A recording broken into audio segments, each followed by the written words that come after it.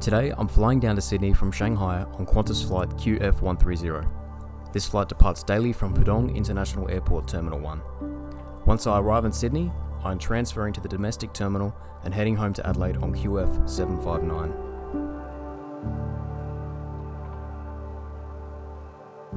Pudong Airport is the second busiest airport in China behind Beijing and saw 74 million passengers pass through the terminals in 2018, which was 45 million more than just 10 years prior.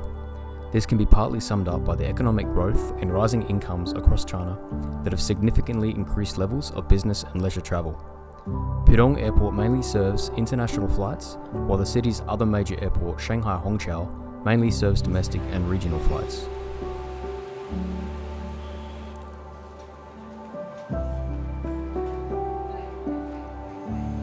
After arriving inside the airport, I made my way over to the Qantas check-in and baggage drop.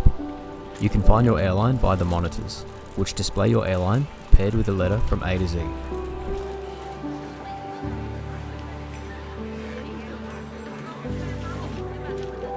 Before heading into security and customs, I decided to find something to eat from one of the 7 small restaurants that are situated at the end of the terminal in the baggage and check-in area. Personally, I find once you're in the main departures area, the restaurants and cafes are much busier.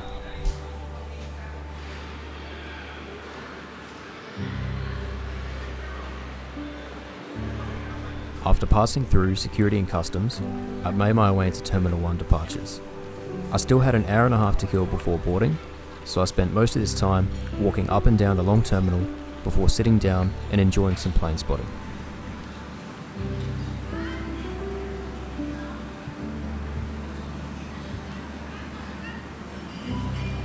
I watched the arrival of Delta flight DL89, which had just arrived after a 12.5-hour flight from Los Angeles. Shortly after, the aircraft I will be boarding arrived from Sydney, after 10 hours and 15 minutes in the air.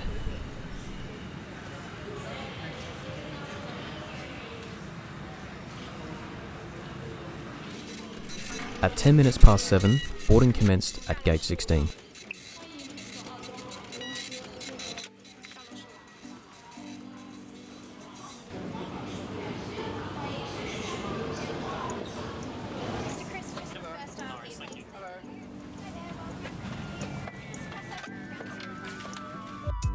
Once on board, I headed for seat 48A.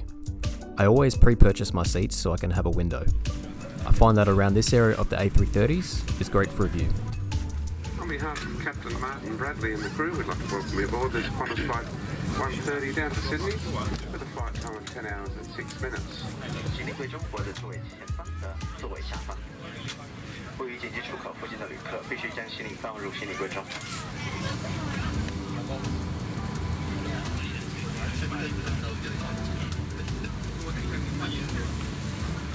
While we were waiting for pushback, a China Eastern Boeing 777 arrived at the gate next to us after a 14-hour flight from New York.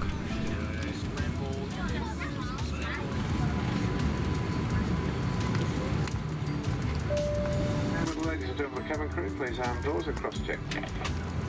以离您最近的出口位置，可能位于您身后，要记住离您最近的出口位置。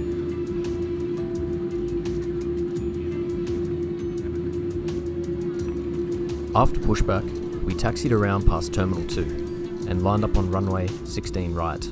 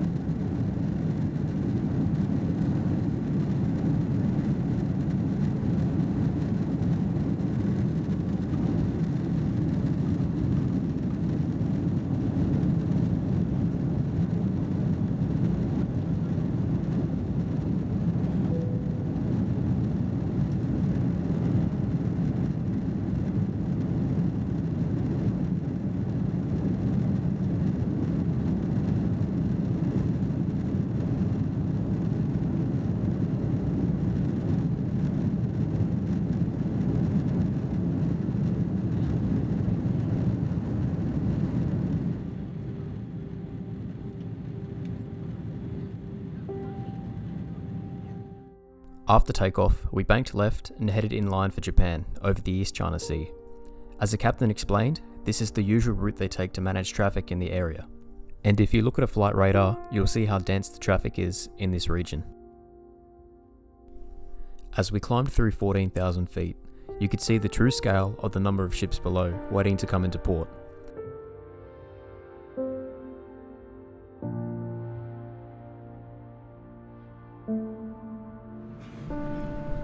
An hour into the flight, the cabin crew came around and handed out meals. As I've mentioned in a previous video, I have dietary requirements, so my meal is different to the majority of passengers. However, for the majority of you out there without dietary restrictions, here is the menu.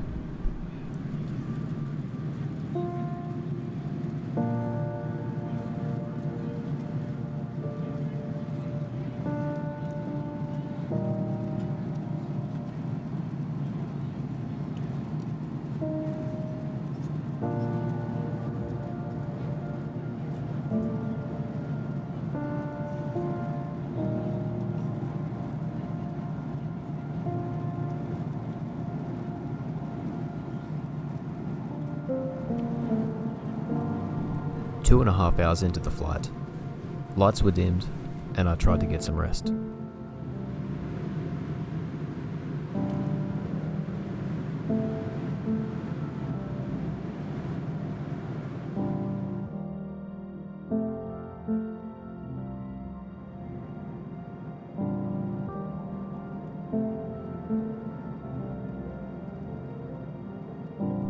I assume I fell asleep.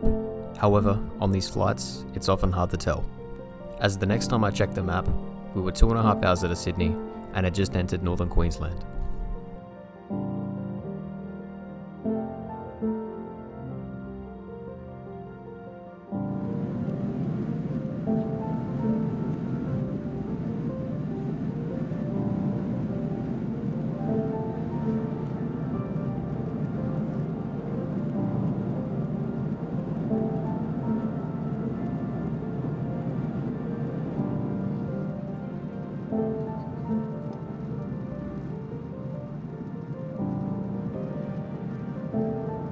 Breakfast service commenced 1 hour before arrival in Sydney. I had scrambled eggs, tomato, mushrooms, and chicken breast. And I have an important message from the Australian government. Australia has strict biosecurity laws for the picture. You would have received an incoming passenger card that asks questions about what you are bringing into Australia and also the places you are visiting.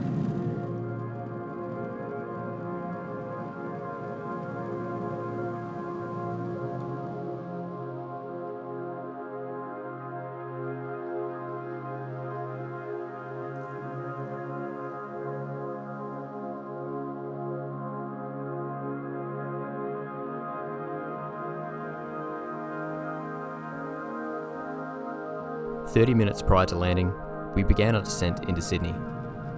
We were welcomed with spectacular views on the left side of the plane as we tracked south past the city.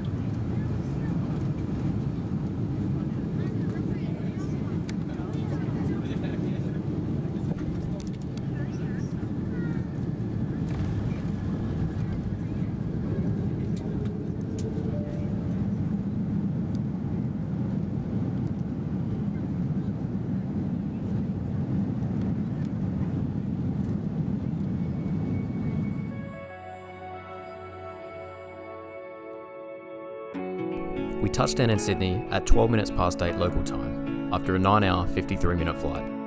On this occasion, we were unlucky as we were not assigned a boarding gate at the international terminal, so we had to board waiting buses that transported us from a parking bay near the domestic terminal over to the international terminal.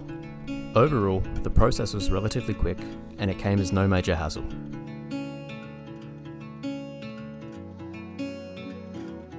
After arriving at the terminal, I passed through customs and security and made my way to the domestic transfer lounge. The transfer bus pretty much took me back the same way I just came from, 30 minutes prior.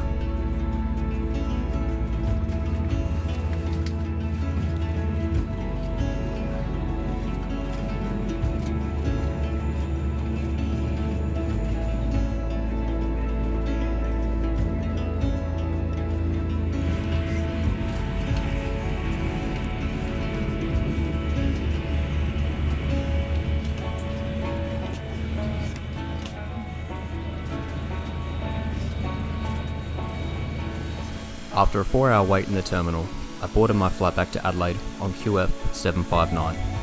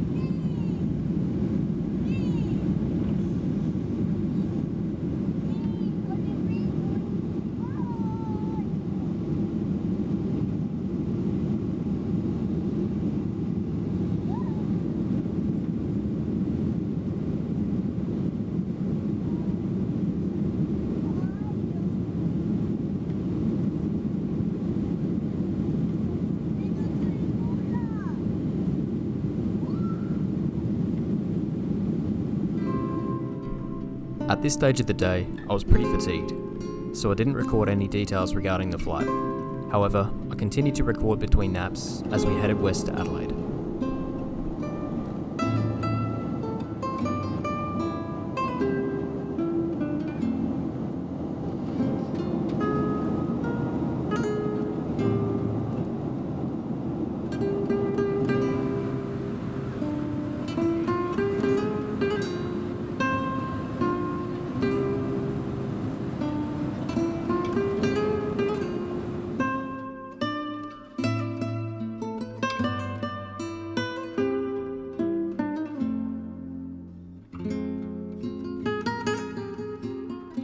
Not long after takeoff, cabin crew came around with a selection of snacks and drinks.